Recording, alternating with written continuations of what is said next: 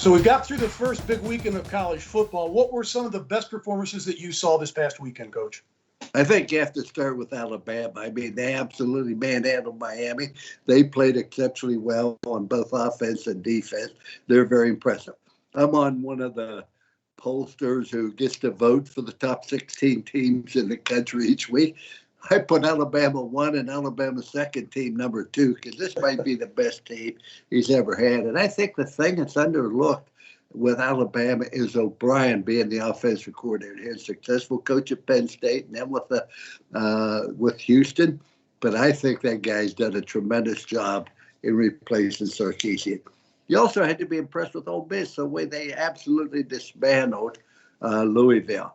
And their defense was impressive, but the quarterback, Matt Corral, Mark, he has the quickest release of anybody I've seen. You also had to be impressed with Georgia's defense. Their offense, not so much. I thought Iowa's performance against Indiana was also very, very exceptional. So those are some of the teams that caught my eye. Well, how about a couple of clunkers this past weekend? There were many of them, Mark. We can start with the ACC. They had 3 teams ranked in the top 25, and all 3 of them lost. Georgia beat Clemson, as we all know. And then when you look at the fact that North Carolina got beat by Virginia Tech, Miami got embarrassed by Alabama. And in addition to that, you had Louisville getting beat by Ole Miss. And then how about Georgia Tech losing to Eastern Tennessee State and Duke getting beat by Charlotte? That's 6 teams in the ACC. So you look and say, well, Clemson doesn't have a real named opponent in the future to come back from that from. I also think California losing to Nevada was surprising.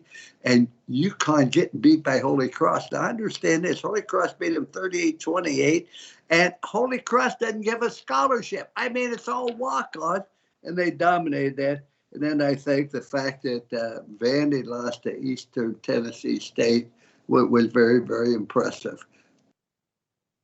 Hey, Coach, what are the biggest changes from week 1 to week 2 for most college football teams? Well, I think as a coach, Mark, number one, you might make personnel changes. You know, all of a sudden, guys going against opposition doesn't play as well. So he's not as good as we thought, and we got to replace them. Then you have to look at strategic changes. You know, we thought we could throw the ball and we lose a receiver. So we got to change some things on offense. Number 3, you have to look at the mistakes that can be corrected immediately. Some mistakes, Mark, can be corrected in a month, some in a year, some in 2 years through recruiting. But some can be corrected immediately, like missed assignments, foolish penalties, not playing well on the goal line, and the mistakes in the kicking game as well. And then I think you have to look, you're now going to prepare for an opponent in game number 2, but that's the only opponent you're going to prepare for. When you're preparing for your opening opponent, you're preparing for the whole season. You don't know what they're going to do. You got to be prepared to block a 4-2, a 3-3-5, a 5-4. And all of a sudden, now we know exactly, we can pinpoint it, and we get our production. Also, in addition to that, Mark, sometimes when you play an opponent that isn't real good, let's take Iowa State. They barely got by Northern Iowa in a game. However, when we opened up, or we had a weak opponent, but a real difficult one the following week, for example, Iowa State has Iowa. They have lost to them for 5 straight years. We would start preparing for Iowa the week before. We would put in certain plays. We didn't say it's for Iowa. This is for Podunk U. But we never used it. So then we got the next week. Yeah, we got through. We didn't look real impressive, but we managed to win the game, like I was saying. But we're totally prepared for the next one. So I think those are just some of the reasons that teams improve so much from the first week to the second week. Or in the case of Washington, which got beat, and the team came out and said, we will make amends for that. All of a sudden, the resolve is so much stronger. And, Coach, finally, can't let you go on this one. What happened to Notre Dame? Up by 18 points in the fourth quarter, and it went to overtime. I'll tell you what happened to Notre Dame. They're 1-0.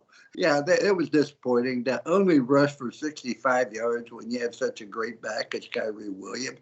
I think the fact that, Cone performed very, very well as a quarterback and threw the ball exceptionally well. But I just think it's fortunate for Notre Dame that Milton didn't get in that game earlier. Here, what a story that is. I mean, they almost thought about amputating his leg. And 2 years later, he gets into the game and performed brilliantly. 5 out of 7 passes, I think, for 48 yards.